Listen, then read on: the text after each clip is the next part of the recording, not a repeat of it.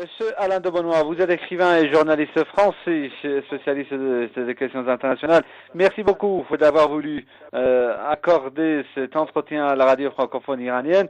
Monsieur de Benoît, comment expliquez-vous les propos du nouveau ministre français de la Défense, monsieur Alain Juppé, qui a dit qu'il voyait un piège en Afghanistan? Eh bien, je crois que cela s'explique par le fait qu'Alain Juppé, comme chacun le sait, est à l'origine un gaulliste. Il avait également critiqué le retour de la France dans le commandement intégré de l'OTAN. Mais, bien entendu, la question se pose de savoir quelle est la marge de manœuvre dont il va jouir réellement par rapport aux orientations générales qui sont décidées par le président Nicolas Sarkozy.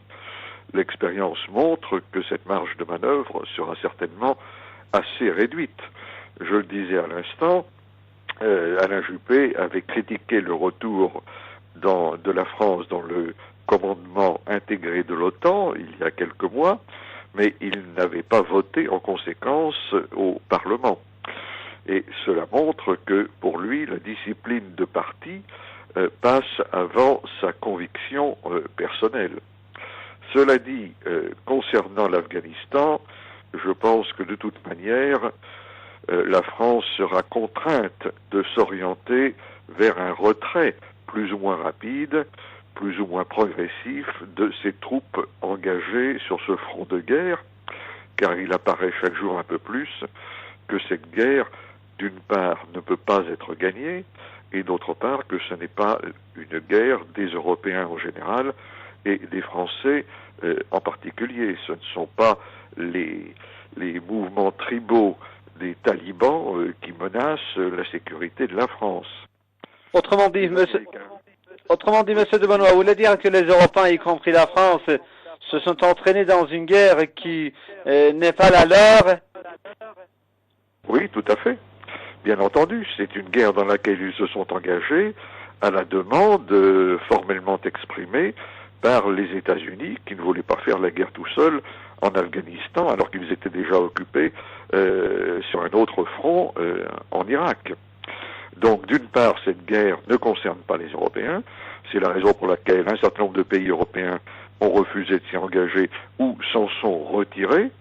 Je crois que l'Italie elle-même, qui est pourtant un bon allié des États-Unis, a annoncé un prochain retrait de ses troupes.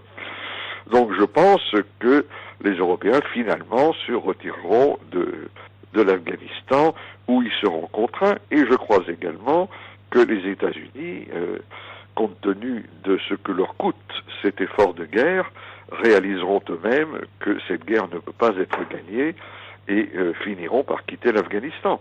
Maintenant, le calendrier reste à déterminer, bien entendu. Monsieur de Benoît, vous venez de parler tout à l'heure des coûts de la guerre en Afghanistan, et tout récemment, un groupe d'experts américains a mis en garde le président américain Barack Obama contre les coûts de la guerre en Afghanistan, et surtout si, par exemple, cette nouvelle stratégie ne fonctionne pas. Peut-on parler d'ores et déjà, et à l'avance, monsieur Alain de Benoît, de l'échec de la stratégie américaine et celle de l'OTAN en général en Afghanistan? Oui, tout à fait. Je crois que cette entreprise est vouée à l'échec. Il faut se rappeler, sur le plan historique, que l'Afghanistan n'a jamais pu être conquis ni par les Britanniques, ni par les Russes, qui avaient pourtant mis tous les moyens pour cela lorsqu'ils s'étaient engagés dans ce pays. Je ne veux pas multiplier ou m'étendre trop sur des considérations de type historique, voire psychologique, mais il est très clair que pour toutes sortes de raisons géographiques, historiques, etc., cette guerre ne peut pas être gagnée. Elle avait été engagée dans le contexte d'une lutte contre le terrorisme. Or, chacun sait bien que la lutte contre le terrorisme international passe par d'autres moyens.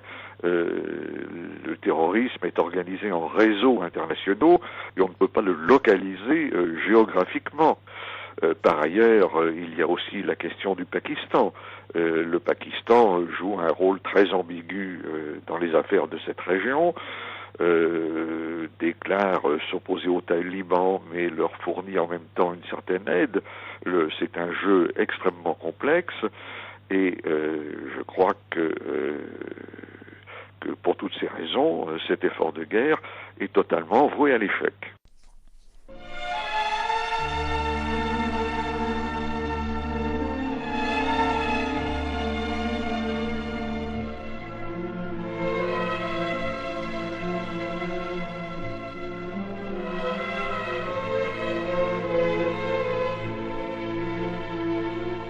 De l'horizon épique à l'horizon mythique.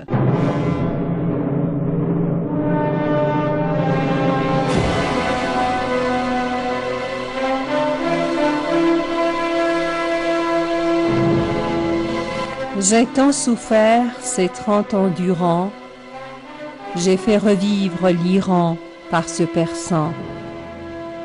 De la poésie j'ai jeté les bases d'un monument, épargné de la pluie et du vent.